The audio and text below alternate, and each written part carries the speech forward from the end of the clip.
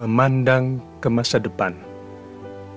Hanya satu bagian dari nubuatan Daniel yang belum digenapi. Apakah arti dari batu yang menghantam patung pada kakinya, menghancurkannya, dan menjadi satu gunung besar yang memenuhi seluruh bumi? Tetapi pada zaman raja-raja, Allah semesta langit akan mendirikan suatu kerajaan yang tidak akan binasa sampai selama-lamanya, dan kekuasaan tidak akan beralih lagi kepada bangsa lain. Kerajaan itu akan meremukkan segala kerajaan dan menghabisinya, tetapi kerajaan itu sendiri akan tetap selama-lamanya. Daniel 2 ayat 44. Raja-raja itu hanya bisa mengacu kepada raja-raja yang dilambangkan oleh kaki dan jari kaki patung itu, penguasa-penguasa Eropa modern yang ada pada zaman kita ini. Batu yang membentur patung dan menghancurkannya akan memenuhi seluruh bumi. Daniel 2 ayat 34, 35, dan 45. Semua ramalan dalam Daniel 2 telah berlalu, kecuali ramalan yang terakhir, jatuhnya batu yang membentur patung. Batu yang menjadi besar dan menutupi seluruh bumi melambangkan Yesus yang segera akan turun dari surga untuk membentuk satu kerajaannya yang penuh kebahagiaan dan damai. Lalu Kristus, batu zaman itu, dan Raja di atas segala raja, akan memerintah selama-lamanya. Menurut jadwal waktu Allah, kita sedang mendekati puncak yang paling agung, yaitu kedatangan Kristus kembali ke dunia kita ini.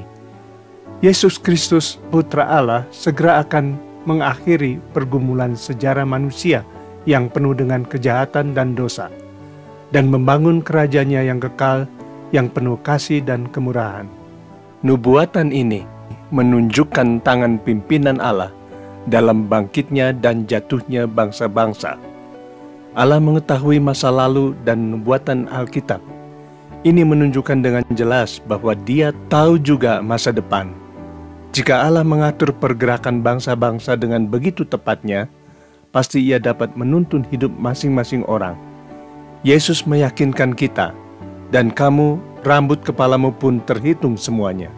Sebab itu janganlah kamu takut. Matius 10 ayat 30 dan 31.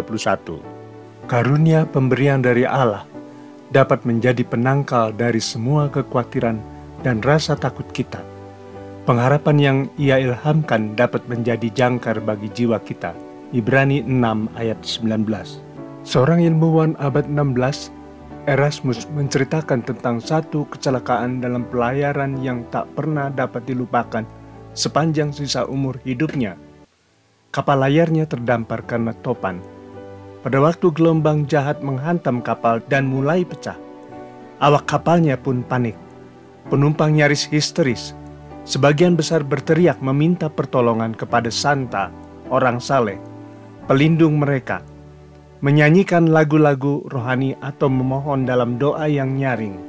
Tetapi Erasmus memperhatikan seorang penumpang yang berperilaku sangat berbeda dari semua kami. Tulis Erasmus, orang yang paling tenang ialah seorang ibu muda yang menggendong bayi yang sedang menyusuinya. Ialah satu-satunya yang tidak berteriak, menangis atau tawar-menawar dengan surga. Ia tidak berbuat sesuatu pun kecuali berdoa dengan diam-diam bagi dirinya sendiri, sementara memeluk bayinya dengan erat di pangkuannya. Erasmus menyadari doa ini adalah kelanjutan dari kebiasaan hidupnya yang selalu berdoa dengan teratur.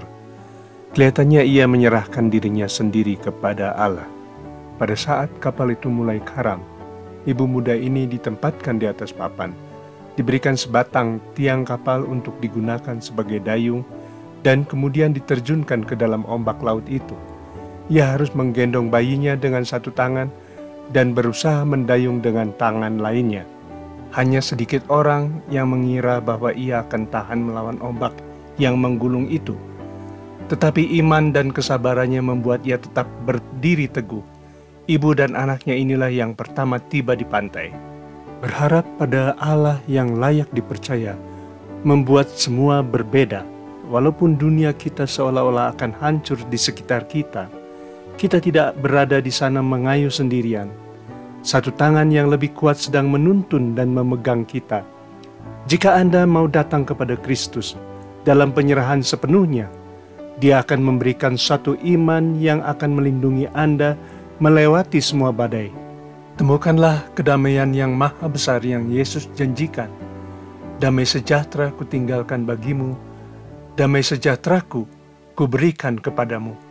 Dan apa yang kuberikan tidak seperti yang diberikan oleh dunia kepadamu. Janganlah gelisah dan gentar hatimu. Yohanes 14 ayat 27. Apakah Anda memiliki damai itu? Jika ya, bersyukurlah kepada Yesus, Juru Selamat Anda. Jika tidak, undanglah Dia masuk ke dalam kehidupanmu sekarang juga. Kiranya Tuhan memberkati Anda dan memberikan damai sejahtera dalam kehidupan Anda.